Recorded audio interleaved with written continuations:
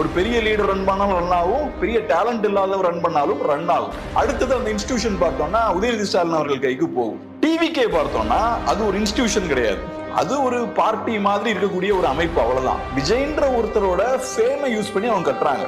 அந்த வகையில பார்க்கும்போது ஒரு ப்ராப்பரான ஒரு பொலிட்டிக்கல் ஐடியாலஜி உள்ள ஒரு இன்ஸ்டிடியூஷனை ஸ்கிராச்ல இருந்து பிகினிங்ல இருந்து கட்டி கொண்டு வந்திருக்காரு. ஸோ அதுக்கு பெரிய ஒரு எனர்ஜி தேவை. யாரோடையும் என்டிகே இது வரைக்கும் கூட்டணி வைக்கல.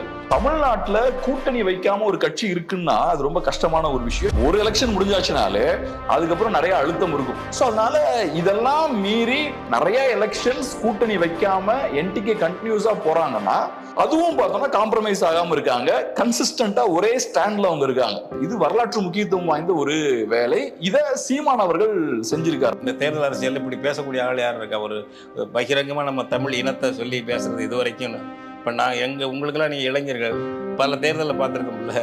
இந்த மாதிரி வரும்போது ஒரு வித்தியாசமாக நமக்கு தமிழ் தேசிய அரசியலை பேசும்போது அவர்களை நம்ம ஆதரிக்கணுங்கிறது தானே சரியானது. சீமான் ஒரு உண்மையிலேயே ஒரு தனித்திறன் பெற்றவர். அவர் அவருடைய பேச்சு திறன் தான் அவருடைய பலம், அவருடைய ஞாபக சக்தி. மாற்று சிந்தனை உள்ள ஒரே கட்சி நாம் தமிழர் கட்சி தான். மாற்று சிந்தனையை மக்கள் மத்தியில் தெளிவாக கொண்டு போய் சேர்க்கக்கூடிய ஒரே ஒரு தலைவராக நாம் தமிழர் சீமான் மட்டும்தான் இருக்காரு. வெறும் தத்துவம் மட்டுமே ஒரு வளர்ச்சியை தராது. ஒரு மிகச்சிறந்த தலைமை பண்பு வேணும். அப்படி உள்ள மிகப்பெரிய ஒரு தலைமை பண்பு கொண்ட ஒரு தலைவர் அண்ணன் சீமான் அவர்கள்.